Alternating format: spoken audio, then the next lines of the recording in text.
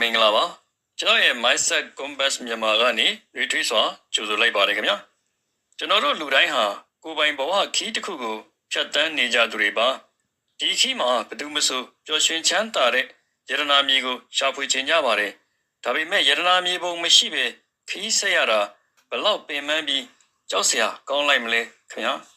ဒီနေ့မှာတော့တင့်ဘဝရဲ့ယရနာမြေကိုရှာဖွေပေးမယ်ငွေကြေးယရနာမြေပုံတစ်ခုအကြောင်းပြောပြပေးပါမယ်ဒီပုံမြင်လေးဟာကျွန်တော်တငယ်ချင်းကိုဇော်ရဲ့အဖြစ်အပျက်လေးပါကိုဇော်ဟာသူများတွေလိုပဲငွေရှာတယ်စူးစမ်းပန်းစားအလုပ်လုပ်ပါတယ်ဒါပေမဲ့သူ့လက်ထဲငွေရောက်လာတာနဲ့ရီထဲကစားတွေလိုပဲပျော်ပြောက်သွားတာကများပါတယ်ဒါသာထုတ်တဲ့နေ့မှာတော့ပြောနေတတ်ပေမဲ့လာကုန်ငန်းနီးရင်တော့မျက်နှာငယ်နေပါပဲအကျွေးတွေနဲ့အမြဲတမ်းရင်ဆိုင်နေရတယ်ဘဝကသူ့ကိုပက်ဆန်အိတ်ထဲကနေဆွဲထုတ်ပြီးရေစီးချမ်းနဲ့မြစ်ထဲကိုတွန်းချလိုက်တယ်လို့ပါပဲ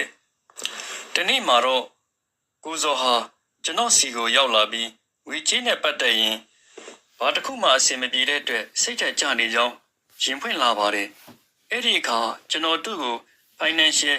Literacy System ဆိုတဲ့ယရနာမြေပုံအကြောင်းရှင်းပြခဲ့ပါတယ်ကိုဇော်ရေဒီယရနာမြေပုံကအဓိကအပိုင်းလေးပိုင်းနဲ့ဖွဲ့စည်းထားတယ်ကွာပထမဆုံးကတော့မြေပုံပေါ်ကအမှတ်သားတွေလိုပဲငွေဆိုတာဘာလဲငွေပဲလို့အလုံးလုံးတလဲဆိုတာသိရမယ်ဥပမာဘလောက်ဝင်ပြီးတော့ဘလောက်ထွက်နေတယ်လဲဆိုတာကိုအသုံးစရိတ်စီမံခြင်း budgeting ဆိုတဲ့မှန်ဘလူးနဲ့ကြည့်ရမယ်အချိန်ကြာလာရင်တိငွေတွေကသူ့ဘာသာသူဘယ်လိုတိုးပွားနိုင်တယ်လဲဆိုတဲ့အတိုးပေါ်အတိုးဆင့်ခြင်း compound interest ဆိုတဲ့မို့ပညာကိုနားလည်ရမယ်ဒါမှကိုယ့်ပတ်စံတွေအချိန်ကြာလာရင်ဘာဖြစ်လာမလဲဆိုတာမြင်ရလိမ့်မယ်ဒုတိယအဆင့်ကတော့ယရနာရှာဖို့စီမံကိန်းဆွဲတာပါပဲငွေကိုရှာတတ်ရုံနဲ့မပြီးသေးဘူးငွေစုချင်း saving နဲ့ယင်းနှိမ့်မြုပ်နှံခြင်း investing ကိုဘယ်လိုခွဲခြားမလဲစုထားတဲ့ငွေကိုဘယ်လိုမျိုးအလုပ်လုပ်ခိုင်းမလဲဆိုတာသိရမယ်အရေးပေါ်အတွက်အရေးပေါ်ရန်ပုံငွေ emergency fund ဆိုတဲ့လုံခြုံတဲ့နေရာတစ်ခုကိုလည်းကြိုတင်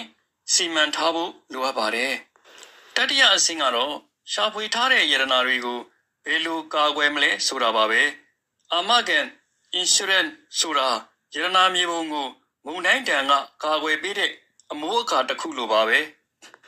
မတော်တဆဖြစ်ရတဲ့ကနေတင့်ကိုကာကွယ်ပေးမယ်ယင်းနှိမ့်မြုပ်နှံမှုတွေကိုခွဲခြမ်းစိတ်ဖြာရင် diversification ဆိုတာကတော့ဥတွေကိုချင်းနောက်တစ်ခုထဲမှာမထည့်ပဲမြေပုံထဲမှာယရနာမျိုးမျိုးကိုနေရာနဲ့ခွဲဝေမြုပ်ထားသလို